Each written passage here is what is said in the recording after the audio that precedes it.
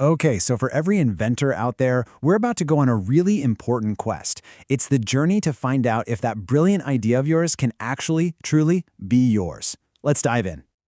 You know how it is. It always starts right here, with that amazing light bulb moment. An idea just hits you and it feels revolutionary, right? Like it could solve a real problem or just completely change the game. You can picture it, you're excited, and you are ready to make it happen. But right after that wave of excitement comes this one single huge question that you absolutely have to ask. Before you pour in your time, your money, your passion, you've got to know, has somebody else already had this idea? I want you to think about your invention like it's a piece of new territory, a new land you're about to claim. Now, before you can just go and plant your flag, you have to do some scouting, right? You've got to survey the land and see if there are any, let's call them, prior inhabitants already living there.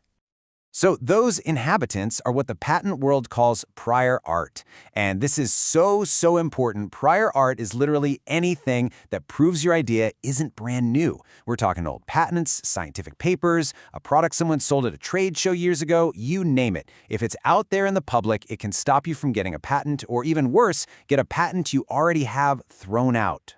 So how in the world do you explore this huge territory? Well, you'd never just wander into the wilderness without a map, and luckily you don't have to. The U.S. Patent and Trademark Office, the USPTO, gives us one. We're going to walk through their official 7-step strategy for navigating this whole world of prior art. And here it is. This is our roadmap. It all starts with brainstorming some keywords. Then we use those to find the right patent classifications. After that, you'll use those codes to dig into existing patents and applications, review what you find, and then kind of zoom out to broaden your search. It's a system, and it works. Step 1 is all about getting the right words. Let's use an example the USPTO uses, a new kind of wind-resistant umbrella. You can't just search for umbrella. You've got to think bigger. What's its purpose? Resisting wind. What's it made of? Hybrid ribs, special fabric. How do you use it? For protection. And what else could you call it? A parasol, a sunshade. The more words you have, the better your search is going to be. But here's the thing. Keywords alone, they're not going to get you all the way there. The world of patents, it has its own language, its own kind of Dewey Decimal System. So to really search like a pro, you need to understand these things called classification codes. You've basically got two main systems. There's the international one, the IPC. It's used globally, but it can be a little broad. For a really deep dive, you want to use the CPC, the Cooperative Patent Classification. It's what the US and European offices use, and it's just way more detailed. We're talking over 250,000 codes to help you really zero in on what you're looking for. Now this is where it gets kind of cool. The CPC is built like a pyramid. See those dots? Every time you see another dot, you're drilling down into a more specific type of technology. You can start really broad, like with umbrellas, and just follow the dots down until you find the exact little niche your idea fits into. And boom, here's the payoff. We follow that path, and we find the perfect classification for our invention. A45B25/22. The description is literally devices for increasing the resistance of umbrellas to wind. That's it. That is the X on our treasure map.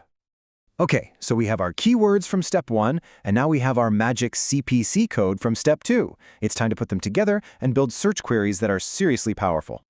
These right here, these are your search superpowers. Using AND makes your search smaller and more focused.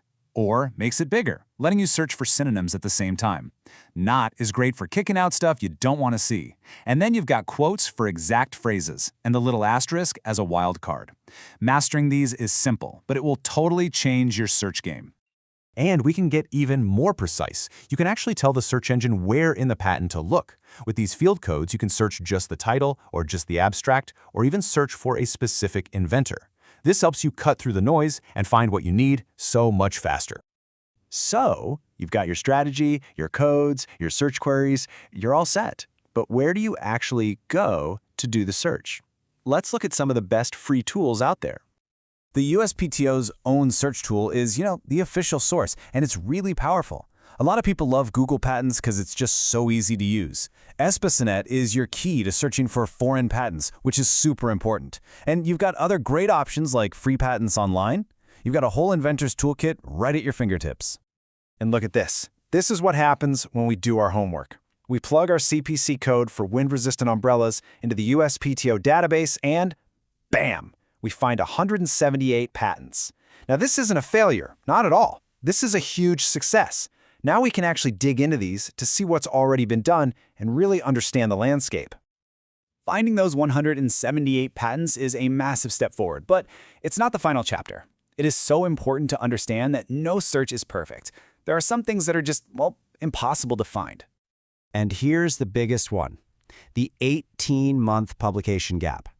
By law, most patent applications are kept totally secret for a year and a half after they're filed. What does that mean? It means there's always a blind spot, a period of time where a patent that's relevant to your idea could exist, but nobody outside the patent office can see it. This quote just says it all, doesn't it? A perfect search is impossible. The goal isn't to be perfect. The goal is to be thorough, to be smart, and to make a really informed decision about your invention based on the best information you can possibly get. And really, it all comes down to this kind of trade-off. The search you do yourself, your DIY search, is an amazing, low-cost foundation. It teaches you so much and can save you a ton of money. Of course, you can always hire professionals for a more exhaustive search, but naturally that comes with a higher price tag. So the real takeaway is this. By learning how to do this yourself, you are now empowered. You can move forward with way more confidence, maybe tweak your invention to make it even more unique, or you can walk into a patent attorney's office and have a much smarter and more cost-effective conversation. So there you have it. You've got the map, you've got the tools for your inventor's quest, you know how to scout the territory and find those prior inhabitants. The only question left is the one that every single inventor has to answer for themselves. Are you ready?